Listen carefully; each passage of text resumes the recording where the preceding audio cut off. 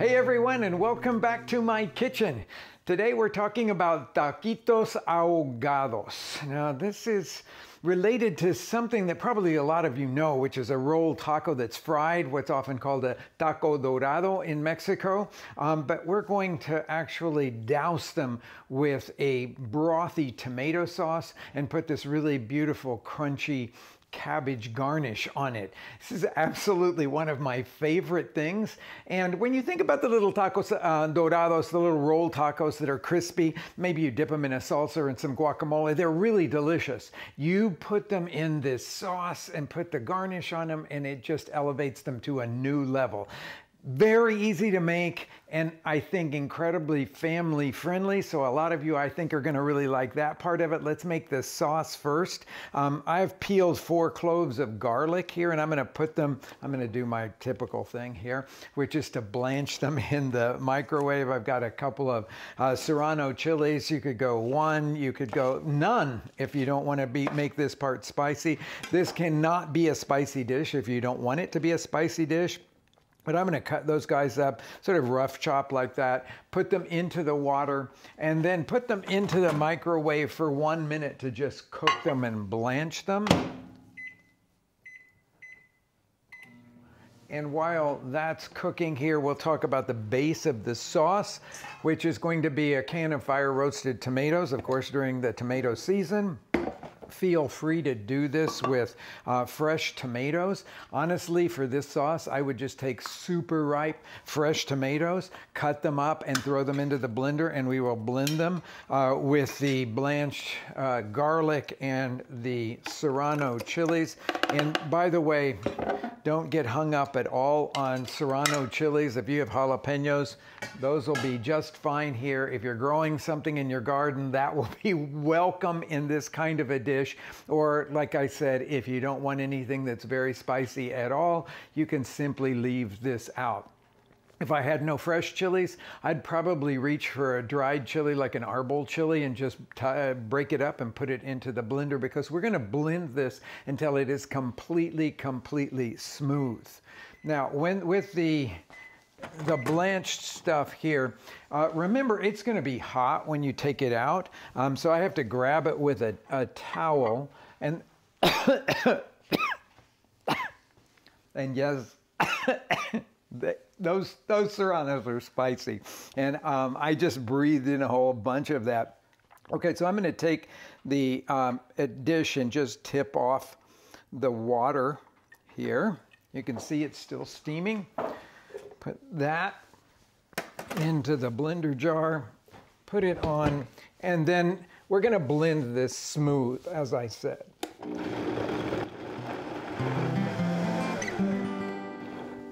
Now that mixture we will put into a small saucepan here and then add some chicken broth to this. I'm going to make a meat version, so chicken broth would be welcome in this. I will put the fire on just a kind of medium here and bring it, wrong burner, and bring it up to a simmer, and then we're just going to let that coast. I will season that in just a minute once it has hit that simmer. Now let's go on to the fresh crunchy garnish for this. Typically done with some cabbage for the tenderness, either Napa cabbage, which is what I'm using here, and we use a lot of it at our restaurant because I just absolutely love the stuff. Or you could use Savoy cabbage, which will look like a head, but it'll be the more tender pieces, or just use regular cabbage, whatever you can get your hands on. And I just need a couple of cups of it, and I want it to be sliced quite thin here. So it's going to take a little less than half of this head here to give me the couple of cups that I want. One more slice off of it there. And then I will put that into a bowl with a little bit of sliced red onion. You can use white onion for this, but red gives you a beautiful color contrast. This is sort of a large onion, and I need half of a small onion, so I'm going to actually just use half of this guy here, and I need to cut that core out so that my pieces will fall apart, and then just thinly slice it. Now, I like to thinly slice an onion until I get to about that much of it, then tip it over and start again, just because it's easier to balance while I'm doing it. Okay, so about that much. So you could see it's not even a cup full of sliced onion. That will be the right proportion for this. And then we have the last thing to put in there would be cilantro. And what I'm going to do is to chop the cilantro in a standard fashion, which would be to grab some of it like this. And then, I'll get rid of that guy. Bunch it up and then cut crosswise, stems and all, to a very thin chiffonade of it. And when I kind of run out and I mostly just have stem there, then I will pitch that into my compost bowl there. Cut up those last little bits. And I'm going to take half of this mixture and add it to this. Season this with salt. It'll take about a half a teaspoon or so here. And then I'm going to season it with a little bit of apple cider vinegar. The type of vinegar doesn't really matter here. It'll take a couple of tablespoons.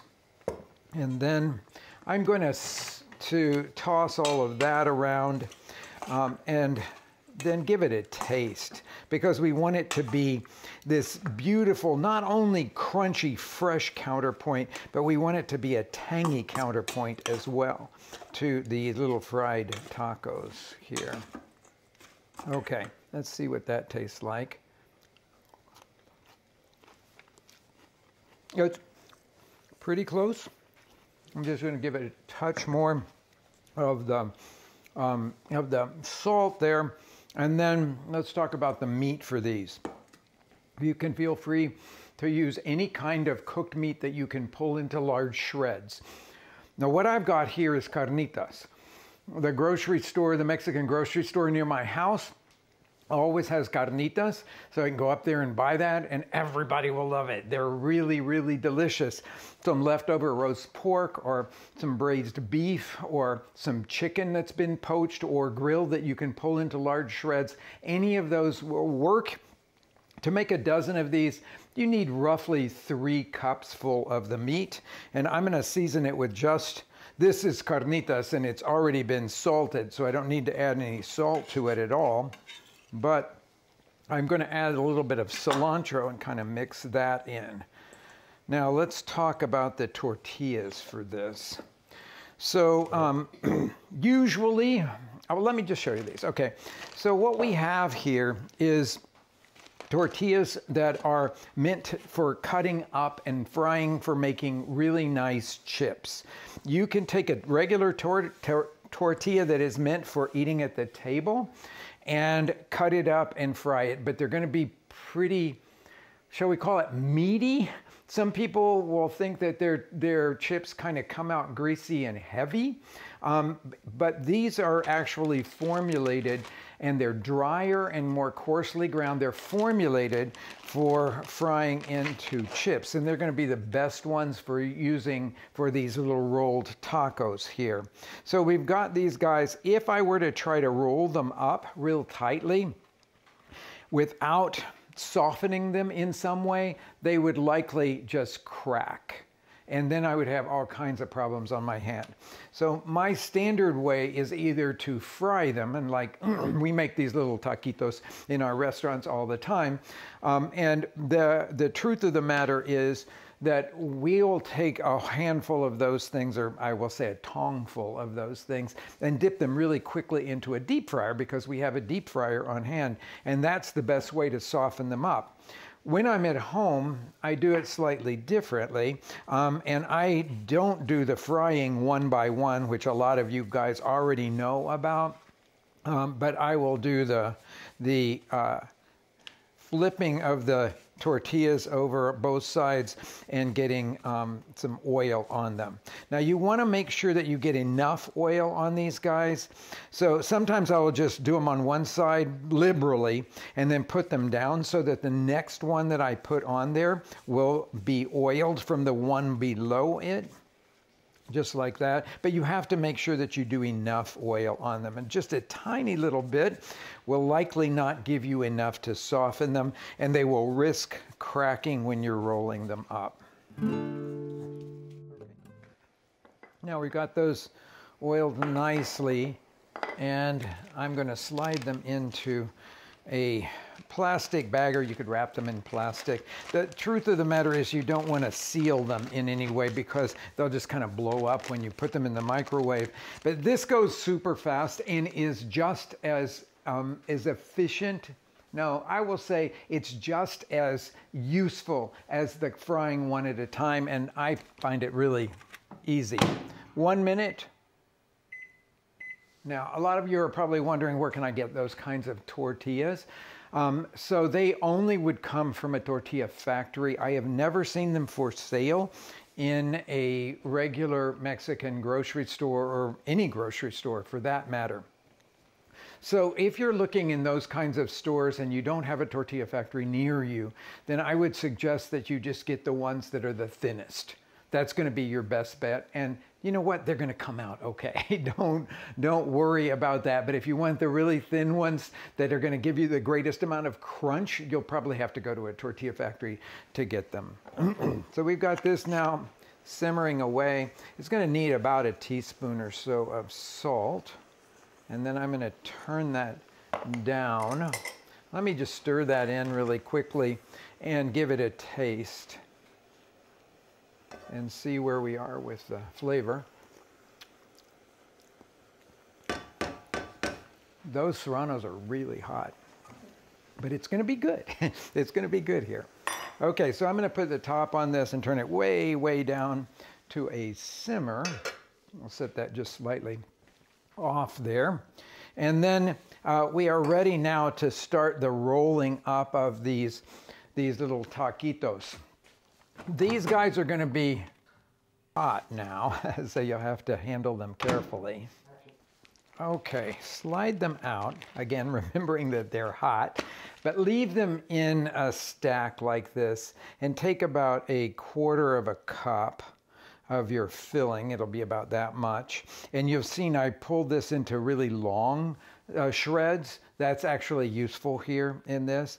And then just roll it tightly and then lay it seam side down. I like to put it onto a tray, something like that, or onto a plate, and then continue filling and rolling until you're finished with a dozen of these guys.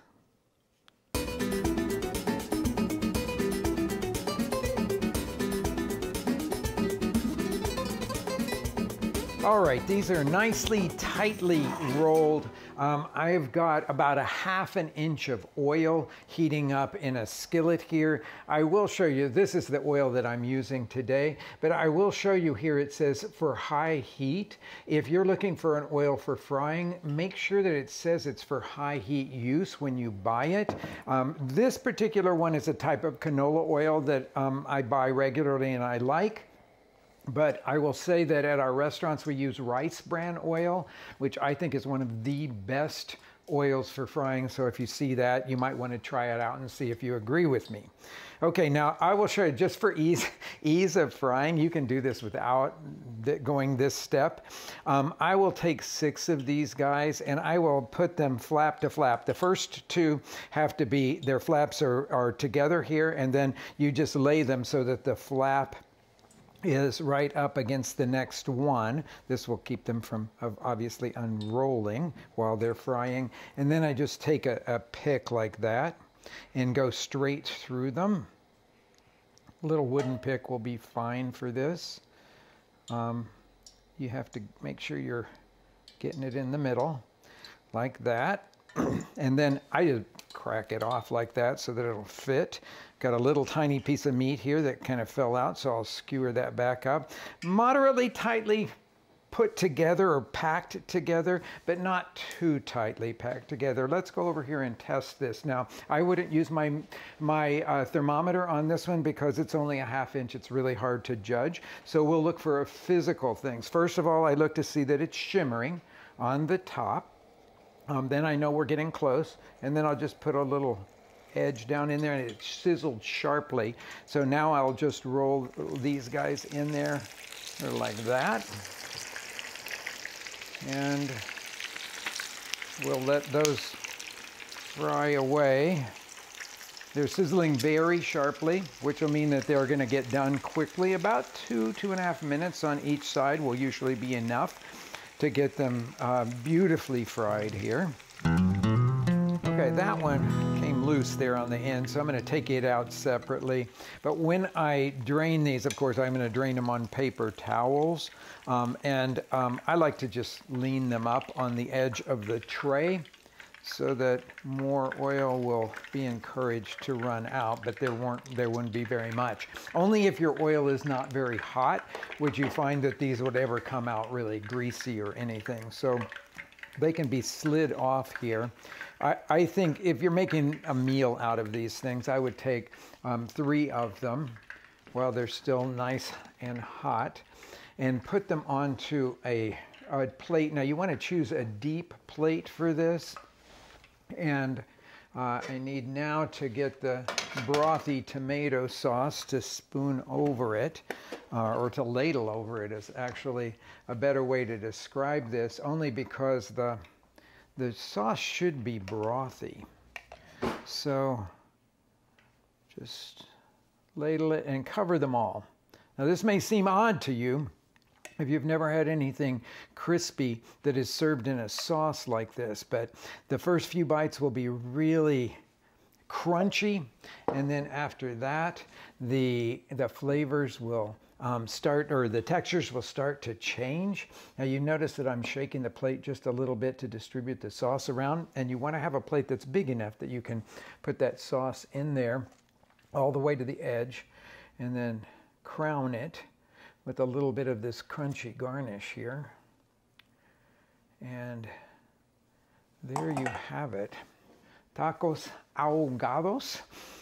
I've got to say goodbye because my mouth's watering and I want to get to eating these things. So thanks again for joining me. Thanks for subscribing. Thanks to all you members that are supporting us during this time. Make some tacos ahogados and enjoy them with your family.